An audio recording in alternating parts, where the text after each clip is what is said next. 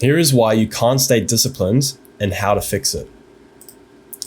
So, who am I to talk about discipline? Well, 4 years ago, this was me.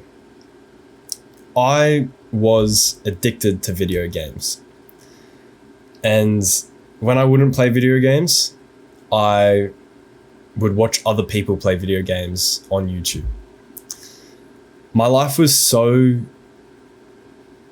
miserable, and I could not get myself to do anything difficult. And as a result, I didn't have any self-respect. I wasn't making progress towards anything fulfilling, and so I felt hopeless so many days. And it is a horrible place to be. Fast forward to now. I am the most disciplined I have ever been in my life. This was me 3 months ago. This was after I finished a running race that I did. And basically, I set myself this goal at the start of this year to run at this event and achieve a time of 5 minutes per kilometer for the 14-kilometer race. And that was without any prior running training. So you can imagine just how difficult of a goal that is and how much discipline it would take to go from zero running to 14 kilometers at a pretty ambitious time. Like, for context, I pushed myself for 7 months with training, and I got a time of 4 minutes 58. So I was 2 seconds per kilometer away from not getting towards my goal. Right? So you can just see just how close and how much discipline and effort I needed to achieve this goal. And I pushed myself hard. And from experience of being both people, I can say that being disciplined and doing the hard work, it is by far the best life that you can live as a man. And I'm at the stage in life where discipline feels enjoyable. I genuinely enjoy working hard and achieving my goals. And that is what I want to share in this video, is how I went from this boy who couldn't do anything difficult to someone who sets and achieves challenging goals. So these are the key lessons that have personally helped me. Reason number 1 is you don't see yourself as a disciplined person. Now, I know that may sound like weird advice, especially if you're struggling with discipline. It's like, well, yeah, of course I don't. But I want you to see the word disciplined person, right? So the phrase there. The reason why I use those specific words is because this is your identity. When you struggle with discipline, for example, you can struggle with discipline, but still be a disciplined person, right? And now you may not see yourself as a disciplined person right now because you struggle with it.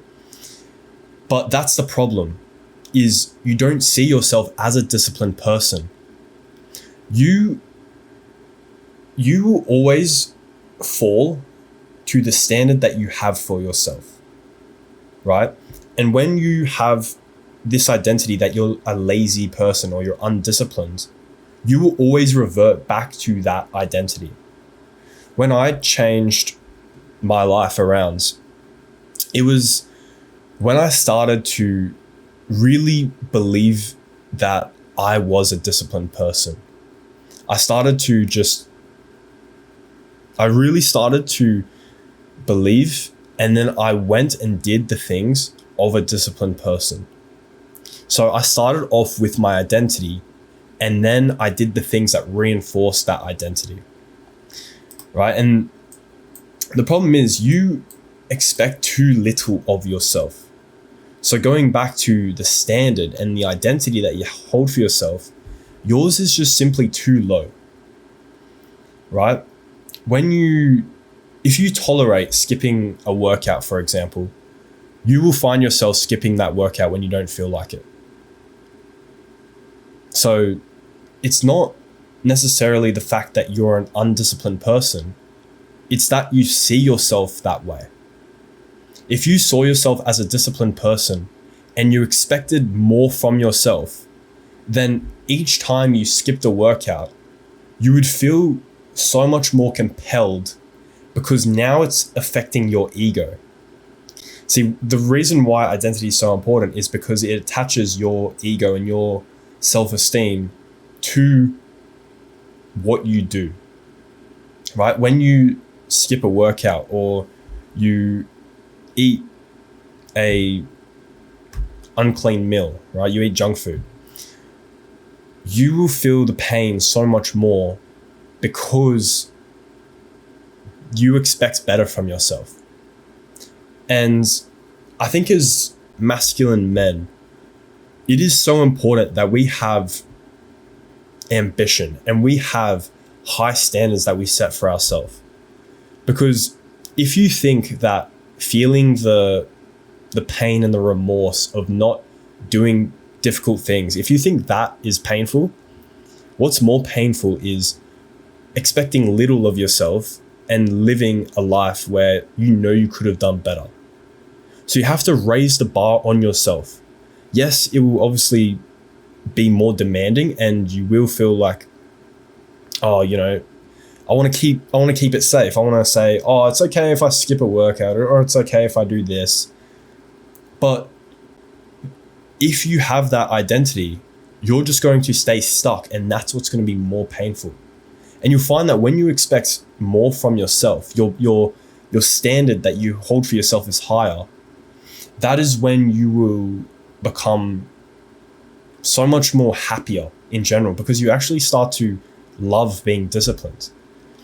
And when I say, you know, expect from yourself, obviously there's going to be days where you're not going to be perfect. I'm not saying you have to be perfect. I'm definitely not perfect.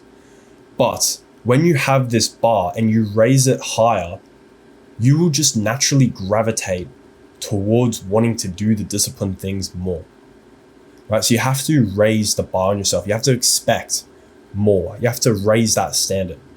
And that's when you'll find that you will become more disciplined, and it will reinforce that identity that you are a disciplined person. Right? So the best way to prove this identity that you are a disciplined person is just by doing small acts of discipline. Right? So I've got some few examples here. But even just going into a cold shower for 1 second, right? So just imagine that. You turn on the tap and you just race in and then you race back out. Just doing that will be enough where you can start to think, oh, look, I take cold showers, right?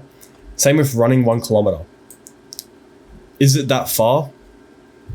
For most people, not really, right? But even just running 1 kilometer, you are now technically a runner. And so what this does is it reinforces to your identity that you are a disciplined person, right? And then over time, that's when you can start to run further and you can take cold showers for longer. You know, instead of just walking inside the gym, you can actually do a workout. But that's not the point here. If you are struggling with discipline at the moment, it's because you like when I say expect more from yourself, I mean, you got to raise your standards and the bar of what you're not going to tolerate, right? So I'm not going to tolerate not going to the gym. I'm not going to tolerate not having a cold shower, or I'm not going to tolerate not going for that run. But the actual act itself, that's something that you want to progressively overload, right? So I hope you can understand the nuance. When I say raise the bar, I'm not saying, oh, if I don't run 10 kilometers, I'm undisciplined. That's not what I'm saying. It's got to be more like, what is the lowest that you're going to accept from yourself? But when it actually comes to doing the habits, if you're struggling with discipline, just start it low. Make it easy for you to do the habits. Literally just cold shower for 1 second. That's a tick in the box. You are someone who takes a cold shower, right? And yes, these habits, are you going to be fit if you run 1 kilometer? No, right? But the point is, you start to develop this identity that you are someone who runs. And then over time, you can increase that. So a key tip is to use a habit tracker, right? And what this does is when you see all these ticks, that's when it reinforces to you that you are a disciplined person. So this is a habit tracker that I had, a couple months ago. And you can see that just from the consistency that I have here, just by having that on my wall, so I'd have it like above my computer, and just being able to see that, it showed that, yeah, I'm consistent, I'm disciplined, I do the good habits. And you only need to do like 1 second of each. You only have to meditate for a second, or you only have to stretch, literally, do 1 stretch and you can tick the box, right? The point is that we want to become people who tick the box, who raise the standard for ourselves. And like I said, you're not going to be perfect. There's going to be some days where you miss, and that's fine, right? It's not about being perfect, but it's about raising the bar on yourself and making sure that you do the disciplined things that reinforce to yourself that you are a disciplined person. Because the thing is, a lot of guys, when they find that they can't stay disciplined, they usually are there because they can't trust themselves to do the good habits. Because they've slacked off for so long and they said they would do something and they don't do it. The reason why discipline, you almost fall into a rut, is because you can't trust yourself anymore. You can't even trust that when you set a goal, you're actually going to be disciplined enough to achieve it. And I think this is the perfect way to rebuild that trust again. When you can slowly rebuild the trust and you can see that you are a disciplined person, that's when you can start trusting yourself to achieve bigger things. But the problem is, because your ego is so high, you think that you don't need to do this. You think that, running for 1 kilometer, that's stupid. I can run 3, right? But that is the exact reason why you're stuck. You find yourself in a rut because you're trying to go back to where you used to be. And that's the problem. That's what's holding you back, is because you set this, result, or you set this bar for yourself that you're not there yet, right? You obviously want to get there over time, but you're not at, say, 3 kilometers or 5 kilometers yet. You have to build yourself to there. But what's more important is that you make sure that you're consistent and that you reach the expectation that you have for yourself, right? So I think a habit tracker is really important for reinforcing that identity, right? And the reason why this works, as I said, is because you start to see that you are putting in the work and that you are someone who doesn't miss out, right? You're not someone who compromises when you say you'll do something. Okay, and the second reason is you have bad mental health, right? A lot of us, when we think of mental health, we think of it as depression, anxiety, ADHD, all this. And yeah, sure, like those are mental health issues. But we rarely think about mental health in terms of how good it can be. We always think about, as long as my mental health isn't bad, as long as I don't have depression, as long as I don't have anxiety, then my mental health is fine.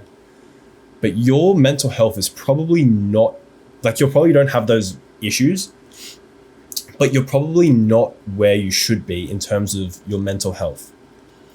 And as men, we should naturally want to do hard things. The reason why you're undisciplined is because you don't, your brain isn't working in the way that it should. Yeah, it's not working the way that it should. And that may sound offensive to you, but I'm on your side here. I'm literally trying to help you. And at the moment, your brain, because it's so fried from dopamine and all this modern day stuff, you don't have this natural desire to do hard things, right? So like I said, with that City to Surf run that I did, this run I did in Sydney where I live, I genuinely enjoyed that. I enjoyed the hard work. And that's how we should be as men, especially when we have high levels of testosterone and we should have mental clarity because we go and do things like hunting and doing challenging things. Our brain should be in a place where we love hard work. We love doing difficult things and we love seeing progress. That's how us masculine men should be. But because we live in a world of comfort and stimulation, we don't desire those things, right?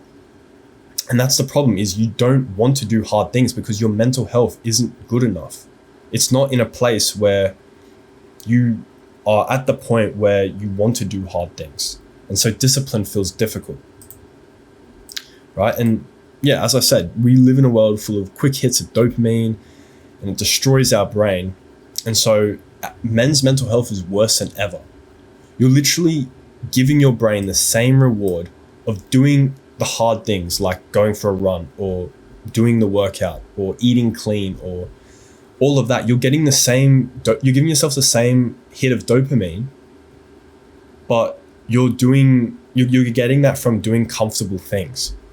So obviously when it comes to wanting to do something difficult and be disciplined, you don't want to do it because you've already found an easier way to get that hit of dopamine, right? But the insidious part about this is when you can get it doing something comfortable, yes, you get that quick hit of dopamine, but then you start to, you end up lower because you go up and then you crash and then you get that other hit and then you go down and you get the other hit and you go down and you get the other hit and you go down. And all of a sudden your mental health is on a downward trajectory. And you just fall into this rut where you don't want to do anything disciplined because your life is just genuinely so bad. You're in this mental headspace where you don't want to do anything difficult because you're just frying your brain, basically. Okay, so you have to remove the bad habits if you want to become disciplined. A lot of people, they think that being disciplined means you have to do good habits.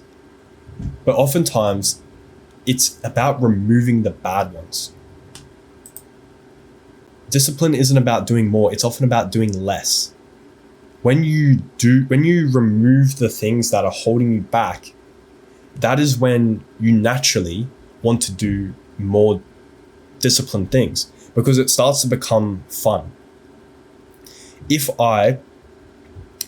is an analogy that I like to use. If I put you inside a jail cell, right? And all you had was, say, a bed and I don't know, you have a toilet here. Whatever. Right, imagine a jail cell, right? You have a bed, you have a toilet, and then you have just a computer, right? And maybe this is like a window, so you have a bit of sunlight. Imagine this was your jail cell. And the only thing that you could do on this computer is your work. Imagine how much more you would want to do work if you were in this environment. Because think about it. You can either sit there and just stare out the window, be bored for 12 hours a day, or you could go, you know what? I actually feel like doing work. Like I've got nothing else better to do. I might as well be productive. And so you would go and work on your computer. But the thing about this is because you have that feeling of productivity, you'd actually feel better. Like that's the crazy part about living in the modern world that we live in, is you would actually be happier if you were put into jail in like an environment like this, where all you could do is your work. Because instead of having this like dysregulated hits of dopamine, you would probably look more like this, where it's just a stable, smooth high, where you're just constantly feeling at peace. You're not chasing the next hit, and you're not going to the lows. And when you're at that state, you actually become more disciplined because you can think clearer. You naturally just want to do harder things more. And so if I was to put you in an environment like this, you would actually be more productive and you'd actually be happier, right? And so what changed here? Was it, oh, you have to do this habit and this habit and this habit?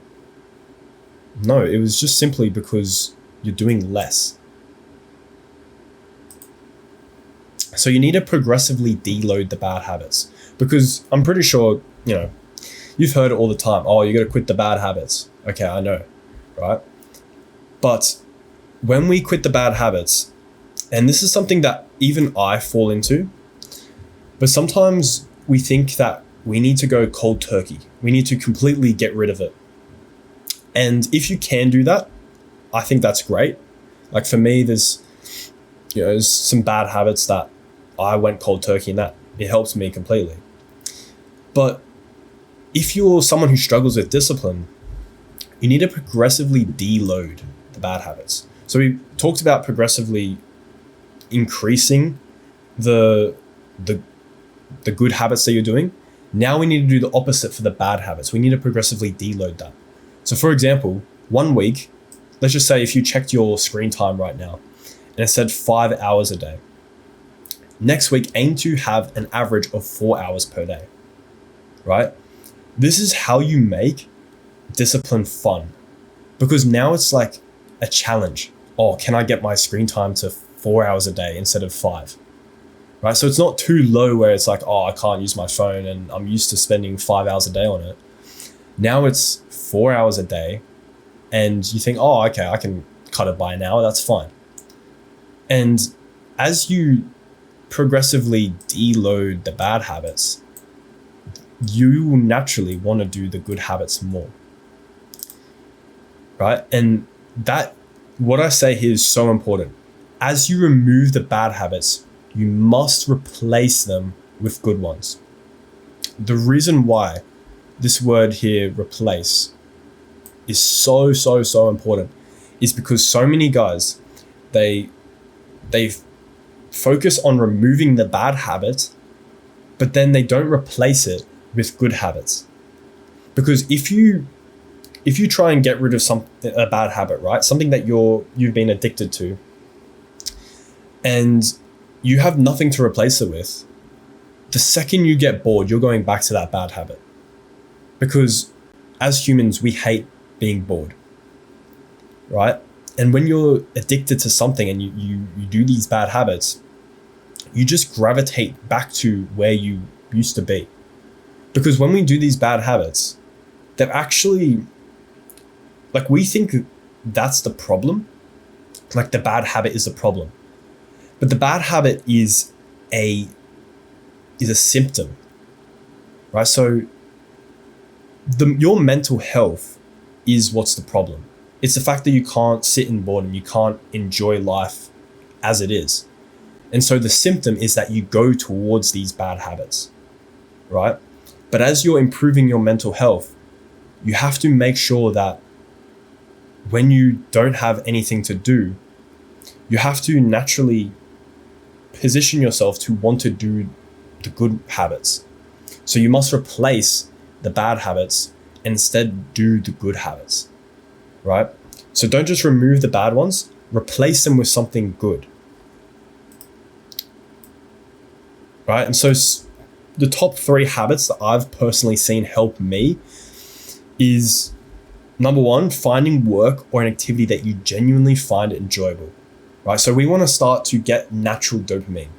So it could be a hobby, it could be a sport, or it could be working on a project that you enjoy. So for me, one of the biggest reasons why I've been so disciplined lately is because I've been working on this YouTube channel a lot. And this is something that I genuinely enjoy. And so for me, I don't have social media. I don't have any of the bad habits. I hardly even watch YouTube myself. Like for me, YouTube used to be like the biggest thing, content consumption, but I barely even do that anymore. I still think content consumption can be useful, especially educational videos like this. I'll still watch a video like this every now and again. But even that, I've barely been doing that because I've just been so focused on this YouTube channel and doing work that I enjoy. And so you have to find something that gives you that natural dopamine that you genuinely enjoy. And once you do that, that's when you just enjoy doing the good habits so much more, because it's something that you genuinely find enjoyable. And you realize once you start doing these things, you just think, why would I want to go back to scrolling on TikTok or whatever I was on? Like, why would I want to go back to doing that? I literally felt terrible. Like my brain was so bad. It just ruined my mental health. Right? And so when you replace the bad habit and you do something that's natural, that's what's going to be so big. Right? For me, something that helps me, especially when I was consuming a lot of content, I found that if I started to get information from reading books, it's less of that dopamine rush, but I was doing something where I was still getting inspiration. Right? And that's just an example. As I said, I don't think content consumption is all that bad, especially, like I said, videos like this. But I hope you get the point, is you have to replace it with something that gives you natural dopamine. Another one is meditation. When I started meditating for 10 minutes each morning, just focusing on your breath, and anytime you have thoughts that pop up in your mind, you just bring them back to your breath, right? So every single time you sit there, you focus on breathing as deep as you can, holding it and exhaling. When you do that, anytime you get distracting thoughts, don't beat yourself up over it. The whole point of meditation is that you have distracting thoughts that pop up in your mind, and then you bring them back to the center, right? And then it goes back again, and then you bring it back to the center. And when you do that for 10 minutes straight of just going from bad habit to good habit, random thoughts to good thoughts, right? That's when you can train yourself when you're in a situation where you feel the desire to do the bad habit, because you've been training your mind to go from bad habit, okay, good habit. All right, now I want to do the bad habit again. Now I'm going back to the good habit. Meditation is so important for your mental health because it gives you this feeling of being regulated, of being calm, of being at peace. And it strengthens your mind to better resist the bad habits. So meditation is huge, huge, huge. It's just 10 minutes every morning, right? 10 minutes every morning, just sit there, and you'll find that you actually will start to enjoy meditation because it's so peaceful, right? You probably don't understand how bad your mental health is until you start doing meditation and you think, I cannot believe I wasn't doing this before. Like, it's genuinely that life-changing. This I've been doing every morning for quite a while now, and I've seen massive difference. Last is just exercise, exercise, exercise. Right? And the reason why I say that 3 times is obviously for emphasis, because for me, when I was at my lowest point, so when I had depression, back at the start of the video, I showed you a photo when I was depressed. The biggest thing that honestly changed it for me was just exercising a lot. That's one of the healthy dopamines that I was talking about. When you exercise, you're getting that natural release where you're doing something, like you're actually being active and you can feel that progress and it's enjoyable, but you're not doing the bad habit. And the reason why, like I emphasize it so much here is because if you are struggling with discipline at the moment, is it like unreasonable to just exercise more? So what I mean by that is, let's just say you're already exercising. Let's just say you go to the gym and yeah, you're fairly consistent, but then you go home and you do the bad habits. Well, why don't you just spend more time at the gym so you replace the bad habit?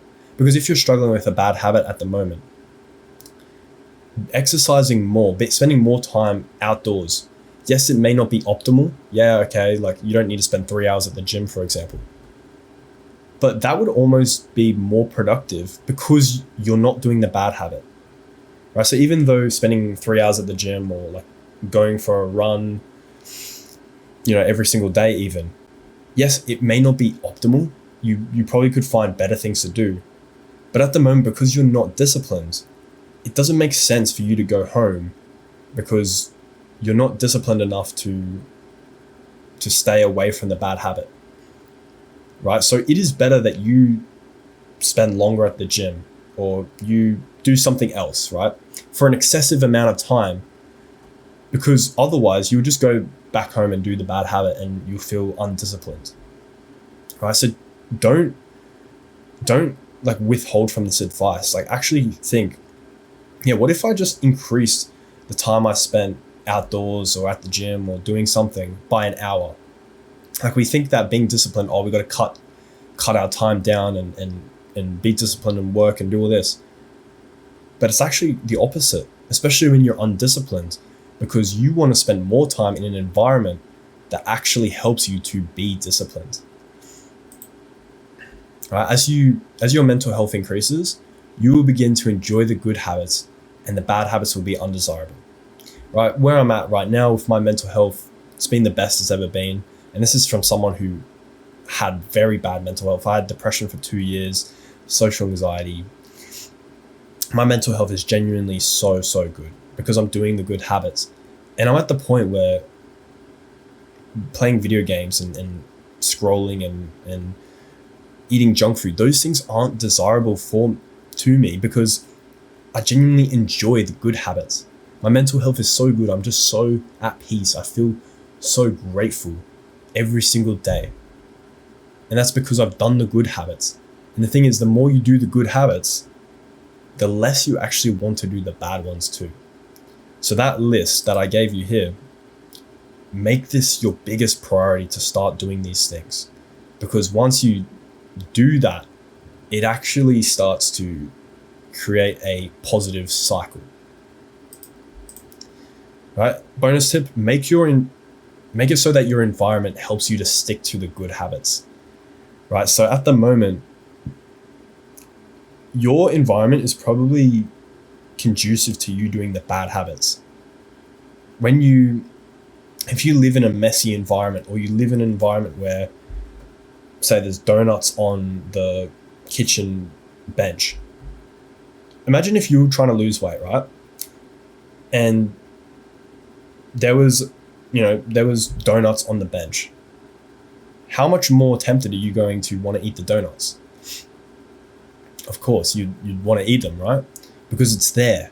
And that's the point. When you're trying to become disciplined, you need to make sure that your environment makes it so that it's easier to stay disciplined.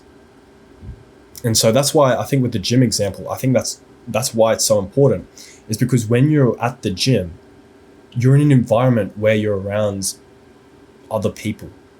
Right? So even if it may not be productive, you're not at the level yet where you're trying to maximize productivity. You're just trying to remove the things that were keeping you stuck. Right? And so you want to put yourself in environments where you naturally just want to do the good habits, right? Like going to the gym, or maybe going to the beach or a park or something where it's easy to just explore and be outside. When you're stuck at home and you have all these things around you, your willpower gets sapped every single time you resist these things. So the best way to increase your willpower is to remove the things that are sapping your willpower. Because all human beings, we all have a limited amount of willpower. Even those who are the most disciplined, they still have a set amount of willpower. But the difference is their environments is like so much, they don't have donuts sitting on the table because they're not the type of person to eat donuts, right? This is so important because your environment is going to basically be a huge influence on what you do. So if you want to stick to good habits and be more disciplined, you have to be in an environment where it helps you to become disciplined. Right? So if you found this advice helpful, I recently launched a new program, and inside it is a 21-day discipline challenge. So if you're serious about becoming disciplined, my private community is the perfect place for you. So you can check that out in the top link in the description. And other than that, I'll leave it there. I hope this video helped you, and I'll see you in the next one. Goodbye.